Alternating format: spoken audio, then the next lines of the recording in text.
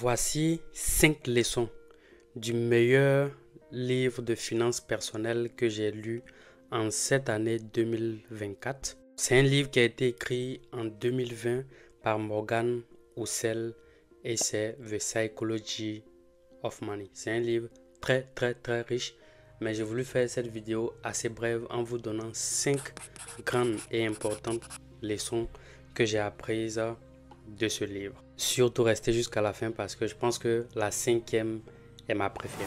La première leçon, c'est que même si tu n'as pas encore de but précis, si tu n'as pas encore d'objectif assez précis ou bien de projet spécifique dans lequel tu peux investir ton argent, épargne. Parce que cette épargne te donnera la flexibilité pour saisir les opportunités peut-être auxquelles tu n'as jamais pensé qui pourraient se présenter à toi à tout moment. Donc la leçon est vraiment toute simple. Si tu n'as aucune raison d'épargner, épargne sans raison. Garde quelque chose. Et puis au bon moment, forcément, la bonne opportunité se présentera à toi. La deuxième leçon, c'est que vous devez prendre des risques. Donc apprendre à aimer les risques, mais ne faites jamais, alors là, jamais l'erreur de prendre le risque qui pourrait vous ruiner d'un seul coup. On l'a vu avec justement les exemples de Livermore et Germansky dans la vidéo précédente où c'était des personnes qui avaient un succès énorme. Elles ont pris des risques trop importants et parfois même irrationnels. Et finalement, on finit par tout perdre financièrement et même pire encore, se sont enlevés la vie. Alors, donc si vous n'avez pas encore écouté leur histoire, je mets le lien juste en description de la vidéo. La troisième leçon, c'est que si vous investissez, rassurez-vous déjà que vous n'allez pas avoir raison la plupart du temps. Donc ça veut dire que la plupart du temps, vous aurez tort.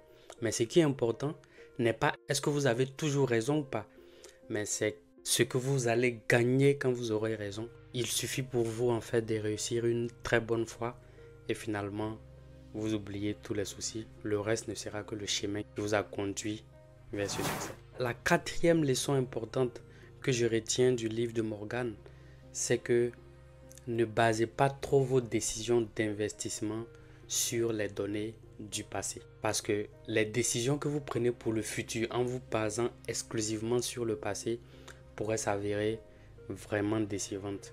Parce que l'environnement change très rapidement et ce qui était vrai hier ne l'est plus aujourd'hui. Il suffit de voir à quelle vitesse la technologie et même les mentalités changent pour comprendre que ce qui aurait influencé peut-être les gens dans le passé ne peut plus avoir du tout d'incidence sur eux aujourd'hui. On ne dit pas de ne pas regarder, mais il faudrait les prendre à leur juste valeur et ne pas donner trop de poids à ce qui s'est passé. D'ailleurs, il cite dans son livre Benjamin Graham, le célèbre auteur donc de The Intelligent Investor, qui aurait révisé ses stratégies d'investissement à maintes reprises. Et tenez-vous bien, avant même son décès en 1976, il aurait affirmé ne plus trop se baser sur ses propres formules mathématiques parce qu'il s'était rendu compte que ça ne marchait tout simplement pas. Donc ça, c'est vraiment l'exemple palpable pour vous dire de regarder les données passées, mais si vous voulez prendre des décisions financières, il y a une dimension thème d'erreur que vous ne maîtrisez pas. Gardez justement à l'esprit que les chances que le passé se reproduise exactement dans le futur sont très faibles. La dernière et cinquième raison, c'est qu'il faut définir le coût du succès et s'apprêter à le payer. Rien de bon ne s'acquiert vraiment facilement. Si vous voulez réussir financièrement, ça ne sera pas gratuitement.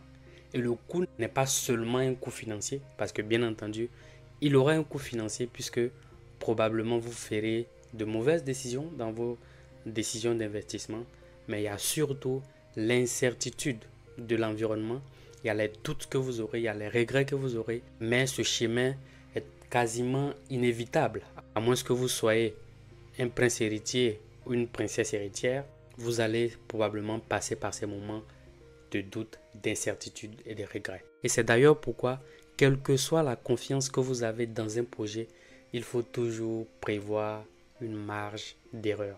La marge d'erreur vous permet de recommencer quand vous vous êtes trompé en apprenant de ce que vous avez fait de mal.